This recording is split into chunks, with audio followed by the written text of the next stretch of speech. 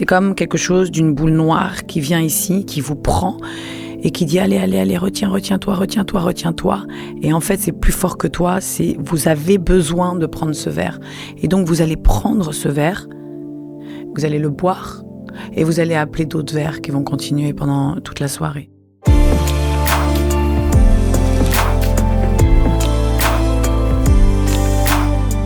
Hello tout le monde, je suis ravie de vous retrouver pour ce nouvel épisode de Cavane et aujourd'hui, je suis très heureuse de recevoir Noémie Lenoir. Actrice et mannequin, Noémie a longtemps été sous le feu des projecteurs, mais derrière l'image publique, elle a traversé des épreuves personnelles marquées par la dépression et l'addiction à l'alcool. Dans cet épisode, Noémie revient sans filtre sur son parcours, les mécanismes de l'addiction, la descente, puis la reconstruction, avec sincérité et bienveillance. Bonjour Noémie et merci d'être là. Bonjour, merci de m'avoir invitée. Je suis ravie de te recevoir aujourd'hui. J'ai une première question qui est comment tu vas ? Et si tu étais une émotion aujourd'hui, laquelle tu serais ? Ah oui, je le mets tous les matins sur mon application. C'est vrai ? Ouais. Comment je me sens aujourd'hui ? Aujourd'hui, je me sens plutôt bien. Apaisée, calme, de la gratitude et voilà, je suis dans un bon jour. Et si tu étais une émotion ? Si j'étais une émotion, joyeuse. Parfait. Ouais, j'étais avec un taxi super sympa. C'est vrai ? Ouais. Ah, ça aide à venir dans un bon mood. Ouais, on a papoté de tout. Et est-ce que tu peux te présenter avec tes mots pour les personnes qui ne te connaissent pas encore ?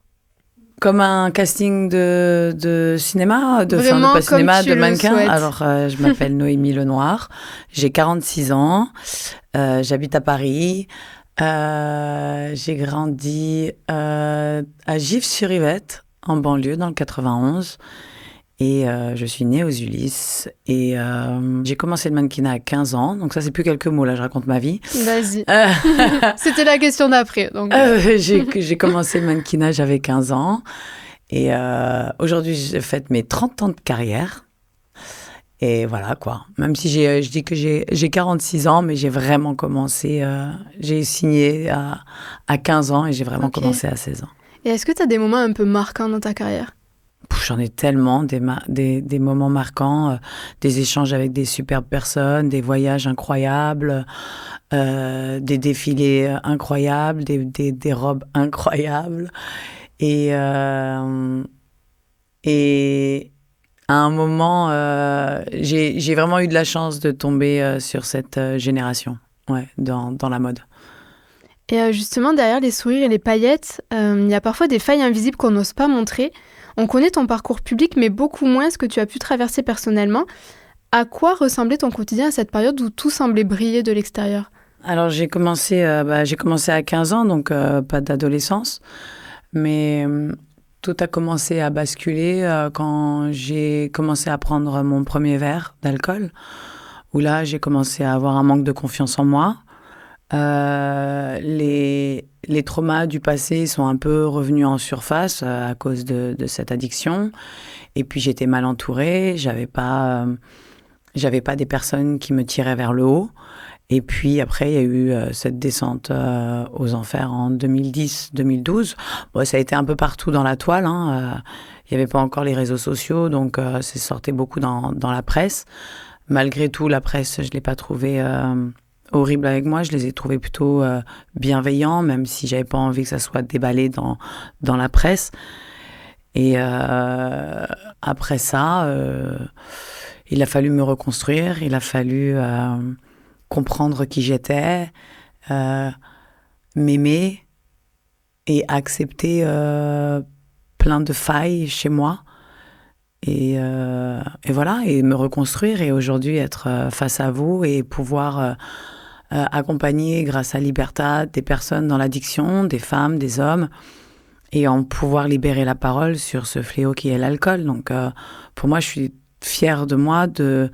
Ça m'est jamais arrivé, hein. Faut savoir que j'étais plutôt quelqu'un qui n'a jamais été fier d'elle. Je trouve que j'ai fait une très belle carrière, mais c'est pas ce que je suis moi, quoi. Ce que je suis, c'est mon âme, c'est ça qui est le plus important. Et aujourd'hui, j'utilise cette facette de moi, l'intérieur de moi, pour accompagner les gens.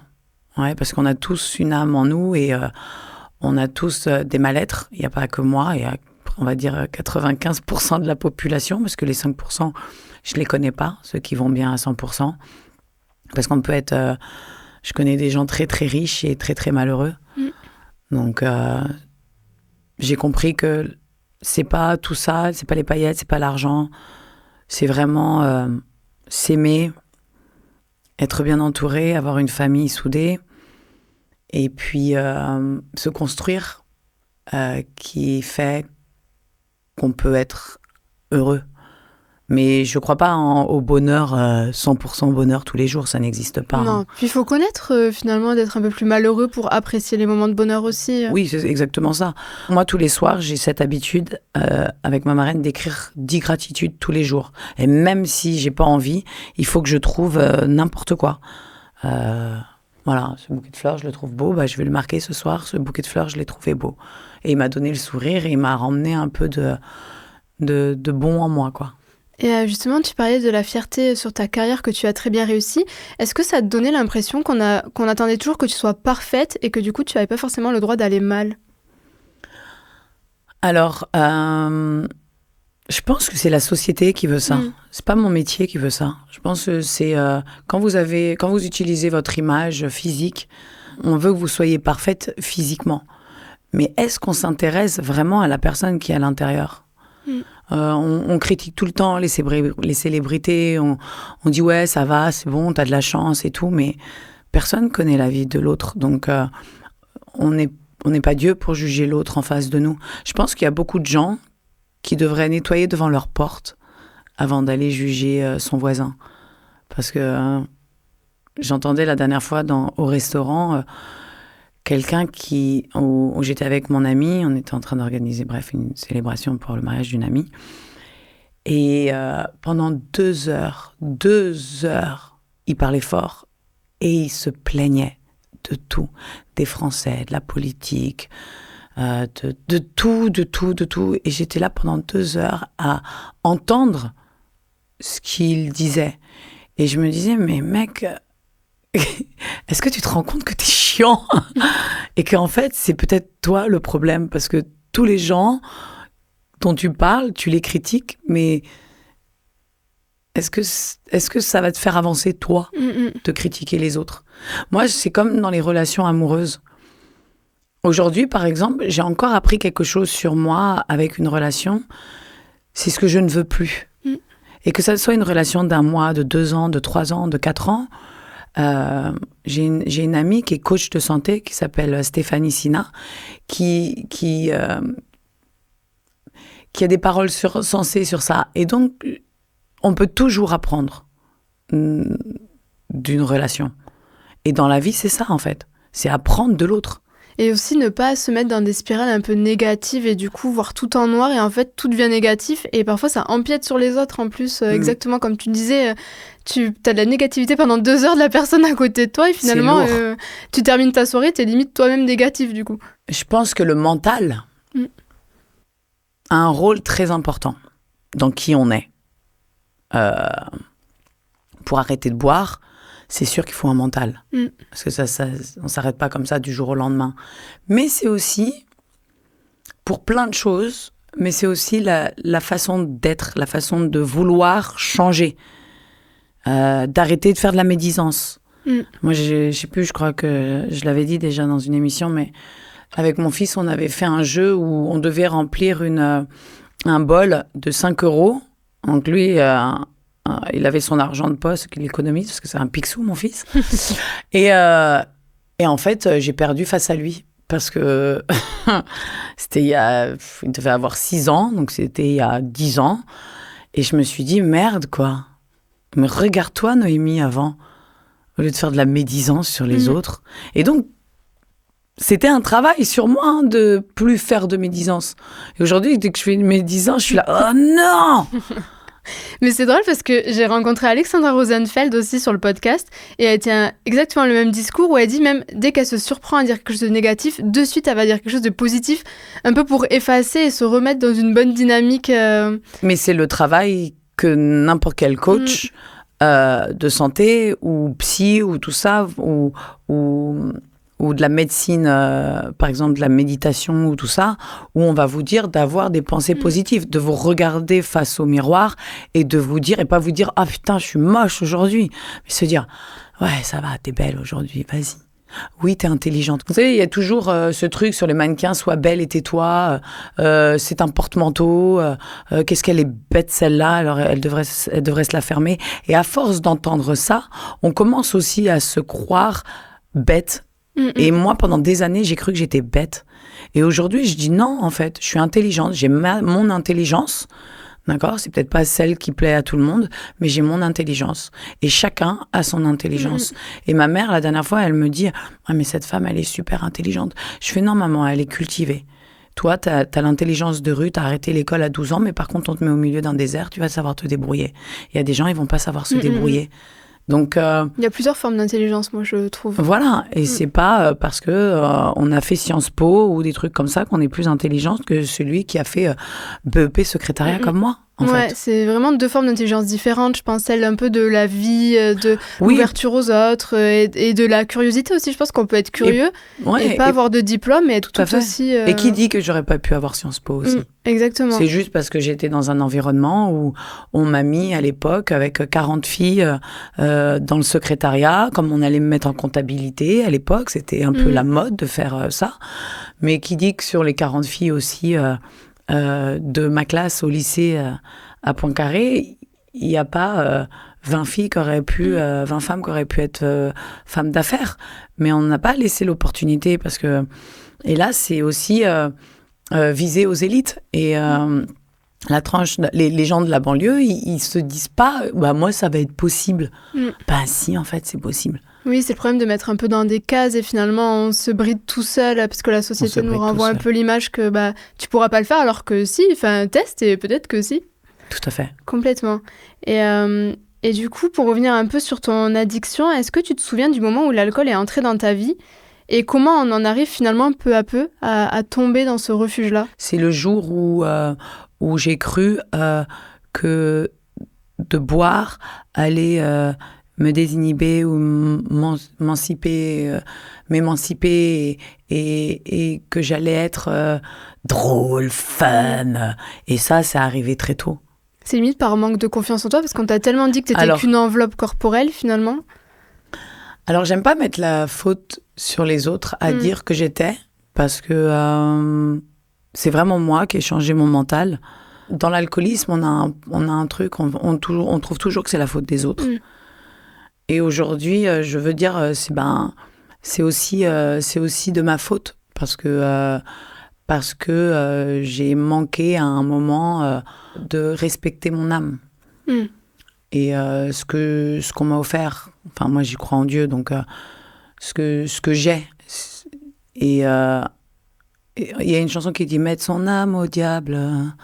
Et voilà, c'est ça. J'ai mis mon âme au diable. Et c'est pas qu'avec l'alcool, c'est avec tout. Parce que tu as fait une dépression aussi, il me semble. Ouais, mais ça c'est hélas, ça a commencé par un burn-out et ça a fini par une dépression parce qu'il y avait des médicaments, parce qu'il y avait de l'alcool et parce qu'il y avait des gens malveillants autour de moi. Et chaque dépression est indépendante à soi. Et c'est pour ça que c'est hyper important quand on est en dépression de se faire suivre par un docteur, de même aller voir son généraliste et pas forcément prendre des médicaments, mais aller voir un généraliste, écouter des podcasts, en parler à son ami, dire qu'on a besoin d'aide, qu'on a besoin d'une main tendue, parce que c'est pas permis aussi à tout le monde de pouvoir se payer un psy, il faut aussi être honnête avec soi-même. Mais aujourd'hui, on a plein d'applications, on a plein d'outils aussi pour comprendre et écouter d'autres personnes qui ont vécu ça et comment s'en sortir. Tout à fait. Oui, parce que, et même le psy n'est pas toujours la réponse, même si c'est une réponse, mais des fois on peut trouver du réconfort ailleurs. Tout à fait. Et peut-être aller mieux avant de basculer dans quelque chose de beaucoup... Parce que la dépression, finalement, c'est une maladie. C'est vrai des fois on dit « je suis en dépression », parfois sous le ton de la légèreté, mais ça reste une maladie. Donc il y a quand même des étapes avant de sombrer. Oui, et après, le problème, c'est que quand on touche trop le fond, on pense qu'on est nul, on pense qu'on est un truc, et on va jusqu'à le suicide ou la tentative de suicide. Donc il faut faire attention. Et Et penser aux gens qui nous aiment.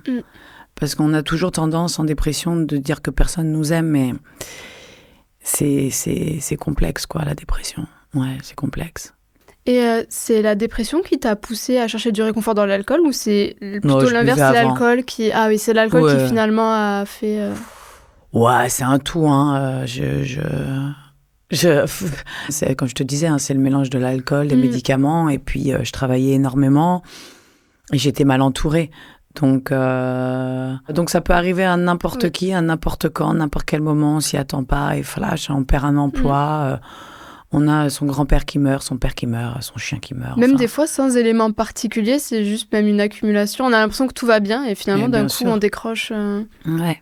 Mais c'est vrai qu'il ne faut pas hésiter à en parler. Je pense que c'est ça dont on a besoin aujourd'hui, c'est de libérer un peu la parole sur ce sujet-là.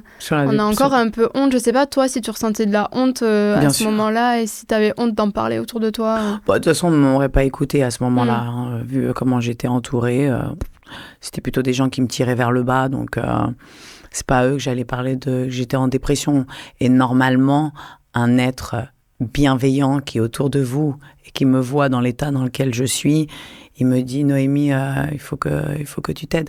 À un moment donné de ma vie, j'avais mon agent, Patricia, qui justement, elle, avait vu, commençait à avoir les symptômes en 2003 de quelque chose qui allait mal. Et elle est partie, elle a arrêté, elle est partie vivre en Afrique du Sud. Et je me suis très mal entourée après. C'est vrai que c'est très important, l'entourage, finalement. Bien sûr. Et est-ce qu'il y a un moment justement précis où tu t'es dit là, je suis en train de sombrer, ça va beaucoup trop loin et quand j'ai fini dans les bois avec 300 Advil dans le ventre et une bouteille de vodka dans le ventre.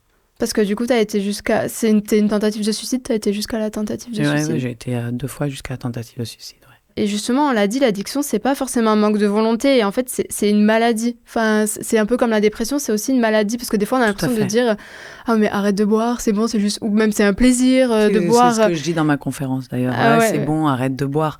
Ouais. Mais c'est beaucoup plus vicieux que ça. C'est... Et justement, est-ce que, oui, tu peux nous expliquer de l'intérieur, qu'est-ce que c'est vraiment ? En fait, c'est un alcoolique qui parle à d'autres alcooliques. Parce que c'est compliqué de dire ce qu'un alcoolique ressent. D'où les groupes de parole et de se parler entre alcooliques. Après, expliquer pourquoi on n'arrive pas à arrêter, c'est beaucoup plus subtil, beaucoup plus profond. C'est comme quelque chose d'une boule noire qui vient ici, qui vous prend et qui dit « Allez, retiens-toi. » Et en fait, c'est plus fort que toi. Vous avez besoin de prendre ce verre. Et donc, vous allez prendre ce verre, vous allez le boire et vous allez appeler d'autres verres qui vont continuer pendant toute la soirée. Et en fait, c'est quelque chose qui est complètement très compliqué à expliquer. C'est comme si vous demandez à un homme d'expliquer un accouchement, ce qu'on a vécu. C'est la même chose. C'est du ça s'appelle du craving. C'est cette envie plus forte que soi de prendre ce verre. Mais comment, quand on n'est pas alcoolique, comment on peut comprendre quelque chose qu'on n'a jamais ressenti en soi ? Imaginez-vous, si par exemple, vous allez sur Instagram 20 fois dans la journée, et qu'aujourd'hui, ce n'est pas vous qui avez envie d'arrêter, mais on vous dit aujourd'hui, tu ne vas plus aller sur ton Instagram pendant ces 20 fois-là. Et vous allez quand même prendre le téléphone. Vous allez le prendre. Si vous avez l'application, inconsciemment, vous allez l'ouvrir. L'alcool, c'est pareil. Toutes les addictions, c'est pareil. C'est quelque chose qu'on va se dire non, on va pas le faire. Et qu'est-ce qu'on va promettre à notre famille, aux gens qui nous aiment ? Demain, j'arrête. Mais le craving est ça toujours là. Et le lendemain, il reviendra. Et peut-être 4 jours après, il reviendra. Et c'est ça qu'il faut. Et c'est pour ça que c'est hyper important aussi pour les gens qui vivent avec des alcooliques. Il y a une autrice qui a écrit un livre, Moi, lui et l'alcool. C'est l'histoire de elle, comment elle a vécu, de son regard à elle, et lui de son regard à lui, de comment il a vécu. Et qu'est-ce qu'il y avait entre eux deux ? C'était l'alcool. C'est hyper important de lire et de comprendre comment c'est de vivre avec un alcoolique. C'est pas facile aussi. C'est pas facile de faire comprendre. Aujourd'hui, ma mère, elle a jamais compris l'alcoolisme de mon père.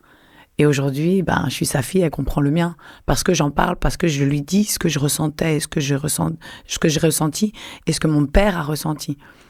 Combien de fois il lui a dit qu'il allait arrêter de boire? Combien de fois il a ressombré? Non, parce qu'en fait, il lui disait qu'il allait arrêter, mais il n'arrivait pas à expliquer, peut-être comme toi, tu as été peut-être plus en capacité de dire qu'est-ce que tu ressentais, pourquoi tu sombrais là-dedans, quelles étaient tes émotions. Parce qu'il a mal été accompagné. Et tu parlais une personne non alcoolique ne pourra pas comprendre une personne alcoolique. Du coup, est-ce que les groupes de parole, c'est vraiment quelque chose qui est super important? Alors, je ne dis pas qu'elles ne peuvent pas comprendre, puisque ma mère aujourd'hui peut comprendre. Ressentir ce que... Mais ne peuvent pas ressentir physiquement oui. ce qu'un alcoolique ressent quand il a son craving. Après, le comprendre, ma mère aujourd'hui, elle comprend. Elle dit, il faut comprendre. Et parfois, on utilise l'alcool pour endormir quelque chose qui peut être juste une toute petite couche subtile qu'il faut juste nettoyer et qu'on va se recouvrir avec ça. Il y a des gens qui commencent à boire, ils ont 40 ans et ne comprennent pas pourquoi. Alors que c'est juste une petite flamme qui était là derrière et qui a juste été allumée. Et il faut juste l'éteindre. Quels étaient les impacts, du coup, sur ta vie personnelle, sur ton moral à ce moment-là? Sur mon moral, c'était la descente aux enfers, mais sur ma vie personnelle, personne ne le voyait. Puisque je traînais qu'avec soit des gens qui buvaient, ou soit des gens qui profitaient de moi. Et personne n'arrivait à avoir même les signaux... Enfin, il devait y avoir des signaux d'alerte. Ma mère. Ouais, ma mère qui voyait. Et puis après, je me cachais bien aussi. Quand j'ai déménagé, j'habitais à Neuilly. Quand j'ai déménagé, on a enlevé la cuisine. Il y avait au moins 30 cadavres de champagne. Parce que j'étais fan de champagne et de rosé. Et je dis, mais c'est dingue ça devait être les locataires d'avant. Pas du tout, c'était les miennes. Donc on sait mentir, on sait se cacher de tout ça. Et ta mère, elle a su direct que quelque chose n'allait pas. Et comment elle a réagi? C'est mon père surtout qui l'a su avant sa mort. Est-ce que c'est parce que tu penses que ton père avait lui aussi souffert d'alcoolisme et du coup il a peut-être vu des signaux? Oui, il a vu des signaux. Un jour, on est allé voir des amis à côté de chez moi et j'ai dit je vais acheter une bouteille de champagne pour fêter ça. Il m'a regardé, ils ont même pas bu un verre, que j'ai bu toute la bouteille toute seule. Et il est sorti, il m'a fait, mais Noémie, vraiment? Je suis quoi, je fais ce que je veux. T'as pas de compte à me rendre. Et en fait, ça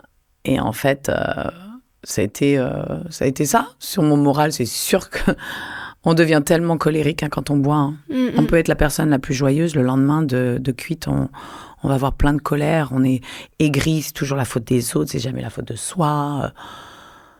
C'est un calvaire. Et ta mère, comment elle a réagi quand elle s'est rendue compte que tu étais en train de basculer dans cette addiction? J'ai basculé depuis très longtemps. À 20 ans, j'étais déjà bien dedans. Ça lui faisait mal. Je pense que je l'ai beaucoup fait souffrir là-dessus. Elle a beaucoup pleuré. Elle a beaucoup prié pour que j'arrête. Et par contre, elle a toujours été là, quoi. Elle m'a jamais jugée. Elle m'a jamais reniée. Elle m'a toujours. Elle m'a jamais rien demandé, ma mère. Ça a été toujours. Elle n'a pas eu une vie facile, ma mère aussi. Donc, elle a cette carapace et cette force mentale que beaucoup de personnes... Enfin, beaucoup, non, mais en tout cas, elle est... Après, c'est ma mère, donc... et j'en parle, j'ai les larmes aux yeux. Oui, mais tous les parents n'ont pas forcément... Enfin, je trouve que c'est beau quand même le rôle et l'accompagnement qu'elle a eu ta mère et la compréhension. Et c'est pas le cas de tout le monde et on voit que c'est hyper important, finalement. Ouais, c'est le rôle d'une maman, mais c'est pas le rôle d'une maman de venir voir sa fille à l'hôpital parce qu'elle s'est suicidée. Enfin, elle a fait une tentative de suicide. Et je sais que ce moment-là, elle a perdu 15 kilos, elle était malheureuse, mon frère, il comprenait rien de ce que j'avais fait. Et mon père, pareil. Mais c'est quand je me suis réveillée de là que j'ai vu qui était encore là. Qui était là pour moi. Et il n'y avait plus personne. Et surtout qu'après, j'ai commencé à moins travailler pendant 2-3 ans. J'ai recommencé après, mais pendant 2-3 ans, ça s'était calmé. J'ai fait mon ménage. Et la vie en vaut tellement la peine que il faut se battre. Il faut y croire. Il faut y croire. C'est possible. Vraiment, je le jure que c'est possible de trouver le... Je dis pas... le bonheur absolu, mais arrêtons de regarder le négatif chez nos enfants, le négatif chez les autres, on n'a qu'une vie, on n'a qu'une putain de vie. Est-ce que c'est pas justement là, quand on doit se rendre compte qu'on n'a qu'une vie, qu'il faut en profiter? Et puis avec tout ce qui se passe dans le monde aussi, c'est aussi important de voir la chance qu'on a. Alors ouais, ça va être facile pour beaucoup de personnes qui vont dire « Ouais, celle-là, c'est bon, elle a été top modèle, elle a gagné sa vie, elle a été belle, et tout ça. » Mais moi, ma beauté, elle va s'éteindre un jour. Je vais pas... déjà, ça commence déjà à friper un peu, mais je m'en fous, en fait, royalement. D'ailleurs, je me vieillis tout le temps. J'ai 47 ans et j'ai 46 ans. En fait, je pense qu'à chaque âge, chaque moment de sa vie, il faut savoir profiter. Parce que c'est pas quand on sera dans notre cercueil qu'on va profiter des gens qu'on aime. Puis la beauté, elle n'est pas que dans le physique, finalement. Mais finalement, elle n'est pas que dans le physique. Et heureusement. Et heureusement. Et heureusement. Et justement, quand on est pris dans une addiction, c'est quoi le plus difficile? Est-ce que c'est le regard des proches? C'est le fait de se sentir seul? C'est l'addiction en elle-même? C'est le fait de ne pas pouvoir s'arrêter, le plus dur. De perdre le contrôle, finalement. Perdre le contrôle, ouais. Perdre le contrôle, c'est le plus dur. De se dire demain on arrête et on n'arrête pas. Et souvent on parle de déni dans les addictions. Est-ce que toi ça a été ton cas ou de suite tu t'es rendu compte que... Oui, ça a été mon déni un certain temps de ma vie, même si j'avais déjà fait plusieurs cures, parce que j'en ai fait beaucoup avant de m'arrêter. Mais comme à un certain âge, c'est la fête, c'est festif. Sauf qu'à un moment, je voyais bien que les gens autour de moi ne buvaient pas comme moi. Donc j'ai dû réaliser. Et en 2018, j'ai dit arrête, vraiment. Il va vraiment falloir que tu t'en sortes, quoi. Et puis à ce moment-là, il y a quelqu'un qui m'a dit aussi, Noémie, t'as un gros problème d'alcool. Il va vraiment falloir que tu t'en sortes là. Et justement, qu'est-ce que tu aurais aimé qu'on te dise dans ces moments-là? Qu'est-ce qu'il a manqué pour éviter que tu sombres encore plus? La première étape, c'est de reconnaître qu'on est impuissant face à l'alcool. Si on n'a pas ça, c'est complexe de s'en sortir. Il n'y a pas de secret. C'est de savoir. J'ai une amie qui vient de se rendre compte qu'elle est alcoolique. C'est la première étape. De réaliser. Après, ça peut être très long. Il y a eu des rechutes. Il y a Rose, une personne que j'ai rencontrée, qui est chanteuse, qui dit si elle avait mis sur son corps, chaque fois qu'elle avait arrêté l'alcool, si elle avait tatoué les dates chaque fois sur son corps, elle aurait plus de peau. Ouais, mais c'est une vérité. Il y a des rechutes, c'est du travail, c'est... Voilà, il y en a, ils y arrivent du jour au lendemain, il y en a, c'est plus long, il y en a, voilà, c'est comme ça.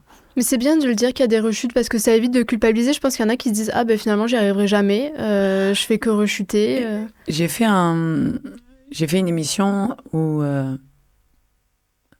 le docteur Amin Benyamina, qui est le psychiatre, addictologue, qui dit il n'y a pas de rechute. Il n'y a pas de... Et ça m'a beaucoup aidée, en fait. Dans le genre,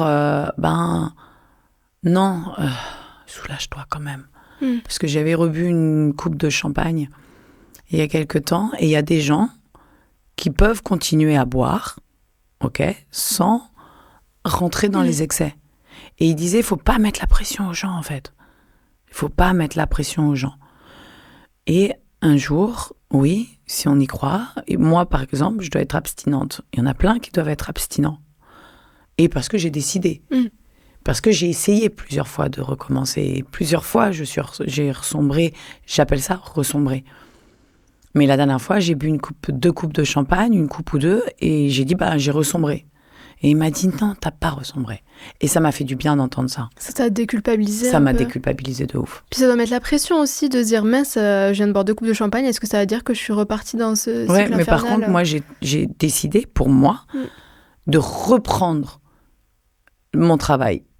C'est-à-dire refaire du neurofeedback, refaire de l'hypnose et refaire tout ça. Parce que je sais que ça va me réveiller dans mon cerveau l'envie.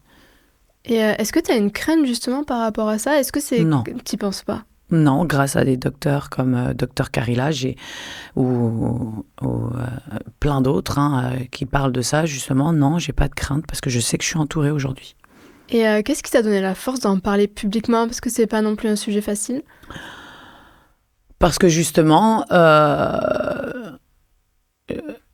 vous avez dit que j'étais actrice tout à l'heure en me présentant et je n'ai jamais été actrice parce que j'ai toujours eu des petits rôles où je faisais la belle et tout ça.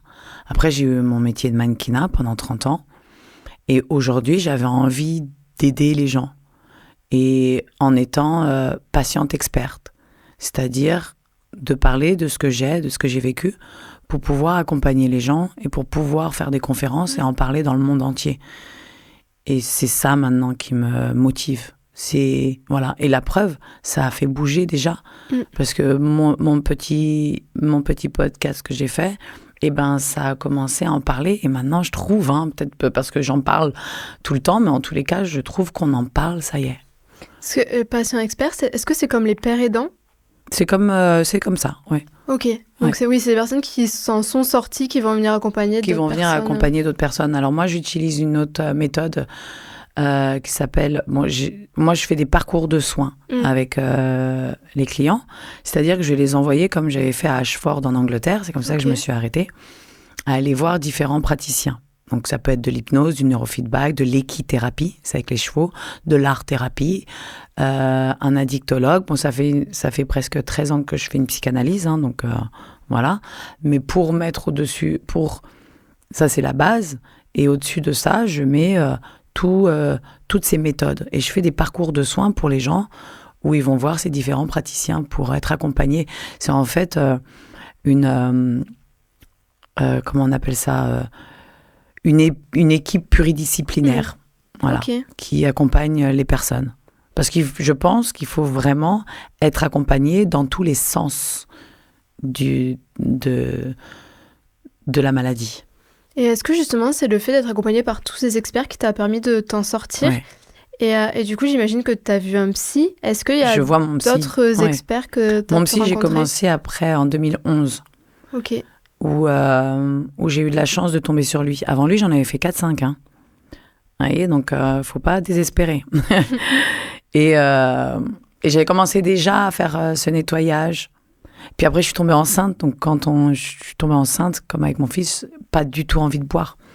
C'est vraiment, ça a été réveillé le jour en 2017 où j'ai pris ce premier verre. Et en 2018, j'ai dit non, tu vas pas retourner comme avant, quoi. Et c'est à ce moment-là que... 2 bouteilles, quand même. Ouais. 2 bouteilles par jour? Ouais. Il faut avoir une bonne descente. Oui, et même, je me dis tout ce que ça implique derrière, même sur le corps, sur le mental. Mais bien sûr. Ça bouleverse tout, finalement. Ça bouleverse tout. Et à quel moment t'as senti que t'étais en train de guérir? Bonne question. Alors, on ne guérit jamais. Enfin, les psys vont me dire « Noémie, arrête de dire ça, on guérit ». Mais pour moi, je le dis et je serai alcoolique toute ma vie. Puisque je ne veux pas ressombrer là-dedans, je ne veux pas reboire. Je n'ai aucun contrôle. Et après tout ça, comment on reconstruit sa confiance en soi? En se faisant aider. En se faisant accompagner par des gens qui savent ce qu'ils font. Et toi, ça a changé ton rapport? On parlait beaucoup de ton rapport à ton corps, justement, de te reconnecter à ton âme. Est-ce que ça a changé ton rapport à ta santé aussi, le fait de prendre soin de toi? Ça a surtout... c'est bizarre, parce que j'ai beaucoup travaillé avec mon corps. J'ai fait Victoria's Secret, Marks & Spencer, tout le temps des catalogues en sous-vêtements et tout ça. Donc j'aurais dû connaître mon corps et me l'approprier et l'aimer, puisque c'était mon gagne-pain. J'aurais pu. Mais quand j'avais un copain, j'étais obligée de boire avant. N'importe quelle relation. Sexuelle ou juste un dîner avec quelqu'un ou ce manque de confiance, j'étais obligée de boire. C'est fou quand même. Ouais, c'était ton shoot de confiance en toi, quoi. Ouais. Alors qu'en fait, aujourd'hui... T'as pas besoin de ça, finalement. On n'a pas besoin de ça. Ah non, on n'a pas besoin de ça. Un peu d'humour. Et qu'est-ce qui t'aide aujourd'hui à garder un équilibre ? Est-ce que tu as mis en place peut-être une petite routine Ah oui, tous les matins, je vais... soit je fais un groupe de parole, soit je fais... méditation, prière, tous les matins. Mais ça, c'est moi, hein, on n'est pas obligé de le faire. Hein. En tout cas, je conseille de faire de la méditation. Mais j'ai mes petits rituels quand même. Voyez, c'est-à-dire prière, méditation. Parfois, je fais pas de méditation. Hein. D'ailleurs, mon application me dit, vous n'avez pas fait 3 jours de méditation aujourd'hui, cette semaine. Je fais, ça va. Et par contre, voilà. Après, je fais des groupes de parole. J'en fais environ 3-4 par semaine. Ah oui, c'est énorme. Ouais, mais parce que ça me fait du bien. Après, je fais mes gratitudes tous les soirs. C'est hyper important. J'en mets 10 à chaque fois. Ah oui. Ouais, c'est chiant parfois. Mais des fois, tu dois te creuser la tête un peu quand même. Je me creuse la tête. Des fois, j'ai pas envie de les faire. Imani, avant que j'arrête de boire, la chanteuse, m'avait dit... avec sa belle voix rauque, Noémie, you should try to do. Tu devrais essayer de faire des gratitudes. Et ben, j'ai commencé à les faire en 2013, elle m'avait dit ça. Et c'est vrai que ça m'avait fait tellement du bien. Et du sport. Voilà. Et après, me balader dans la nature avec mes chiens. C'est hyper important. Au moins une fois par semaine, j'essaye. Et puis, le sourire de ma fille, de mon fils, les petits trucs du quotidien, des amis, mon travail que j'adore. Je suis hyper épanouie dans ce que je fais aujourd'hui. Et voilà, et d'accompagner les gens et de m'occuper de mes petits loulous le lundi matin. C'est des personnes handicapées. J'ai plein de trucs qui me nourrissent aujourd'hui. Voilà. En fait, d'aider les autres, c'est ce qui t'aide toi-même finalement aujourd'hui. Ouais. C'est ce qui te fait du bien. Ouais, ça me fait du bien. Ouais.